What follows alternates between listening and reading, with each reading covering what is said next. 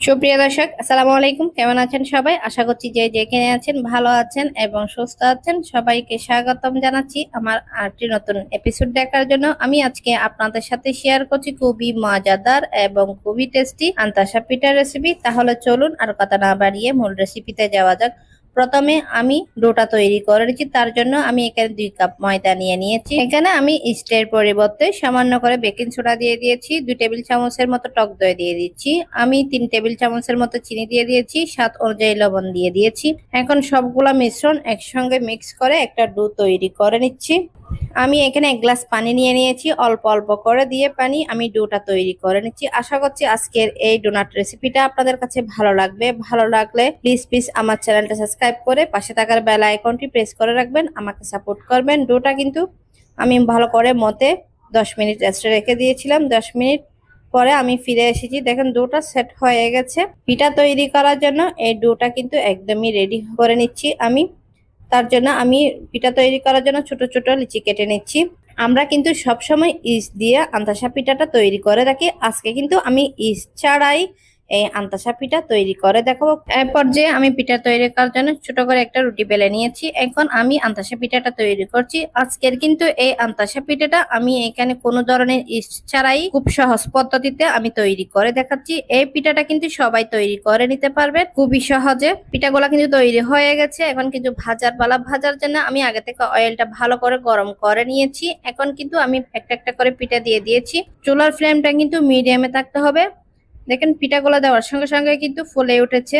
বাড়ি ছোট থেকে বড় সবারই পছন্দ এই পিঠাটা। এইভাবে একবার হলো আপনারা বাসায় ট্রাই করবেন। আশা করছি আজকের এই রেসিপিটা আপনাদের কাছে ভালো লেগেছে। ভালো লেগে থাকলে লাইক, কমেন্ট এবং বেশি বেশি করে শেয়ার করবেন। আমি একটা একটা করে পিঠা উঠিয়ে আপনাদেরকে পরিবেশন করে দেখাচ্ছি। দেখেন কত ফুলকো ফুলকো সফট নরম তুলতুলে হয়েছে। এই পিঠাটা মুখে দিতে মিলিয়ে যাবে এমন একটা পিঠা। খুবই মজাদার এবং খুবই টেস্টি বিকালের নাস্তা। এটা খেতে কিন্তু অনেক টেস্টি। তৈরি করা কিন্তু একদমই সহজ। তাহলে চলুন আর কথা না বাড়িয়ে মূল রেসিপিতে যাওয়া যাক। প্রথমে আমি ডোটা তৈরি করে নিচ্ছি। তার জন্য আমি এখানে 1 গ্লাস কুসুম গরম পানি নিয়ে নিয়েছি। 1 টেবিল চামচের মতো ইস্ট দিয়ে দিচ্ছি। 3 টেবিল চামচের মতো চিনি দিয়ে দিয়েছি। এখন সবগুলো মিশ্রণ একসঙ্গে ভালো করে একটু মিক্স করে নিচ্ছি। এটা মিক্স করা কিন্তু হয়ে গেছে। এর পর্যায়ে আমি 2 কাপের মতো ময়দা দিয়ে দিচ্ছি। আপনারা চাইলে ময়দার পরিবর্তে আটাও ব্যবহার করতে পারেন। এখন ডোটা আমি তৈরি করে নিচ্ছি। আশা করছি আজকের রেসিপিটা আপনাদের কাছে ভালো লাগবে। ভালো লাগলে প্লিজ আমার চ্যানেলটা সাবস্ক্রাইব করে পাশে থাকার বেল আইকনটি প্রেস করে রাখবেন, আমাকে সাপোর্ট করবেন। ডোটা কিন্তু তৈরি হয়ে গেছে। এই পর্যায়ে আমি সামান্য করে কুকিং অয়েল লাগিয়ে নিয়েছি। এরপরে আমি এটা 30 মিনিট রেস্টে রেখে দিয়েছিলাম। 30 মিনিট পর আমি আবারও ফিরে এসেছি। দেখেন ডোটা কিন্তু সেট হয়ে গেছে। এরপর যে আমি ডোটাকে 2 ভাগে ভাগ করে নিয়েছি। এখন আবারও একটু ভালো করে মতে সফট করে নিচ্ছি। পিঠা তৈরি করার জন্য ডোটাকে রেডি করে নিচ্ছি। আশা করছি আজকের এই পিঠার রেসিপিটা যদি আপনাদের কাছে ভালো লেগে থাকে তাহলে লাইক, কমেন্ট এবং বেশি বেশি করে শেয়ার করবেন। এই পর্যায়ে কিন্তু আমি বড় একটা রুটি বেলে নিয়েছি। রুটিটা কিন্তু আমি বেশি মোটাও না বেশি পাতলাও না, মিডিয়াম আকারে একটা বড় রুটি বেলে নিয়েছি। এরপর যে আমি পিঠাটা তৈরি করে নিচ্ছি। এই পিঠাটা তৈরি করা কিন্তু একদমই সহজ। 2 কাপ ময়দা দিয়ে কিন্তু অনেকগুলো পিঠা তৈরি করে নিতে পারেন। এখন কিন্তু ভাজার পালা। ভাজার জন্য আমি আগে থেকে অয়েলটা গরম করে নিয়েছি। এখন একটা একটা করে পিঠা দিয়ে দিচ্ছি। পিঠাগুলো কিন্তু দেওয়ার সঙ্গে সঙ্গে পিঠাগুলো ফুলে উঠেছে। এই পর্যায়ে কিন্তু চুলার ফ্লেমটা মিডিয়ামে রাখতে হবে, তাহলে পিঠাগুলো পারফেক্ট ভাবে হবে। দেখেন 2 পিঠে উল্টে ভেজে নিয়েছি। কত সুন্দরভাবে ফুলে উঠেছে এই পিঠাগুলা।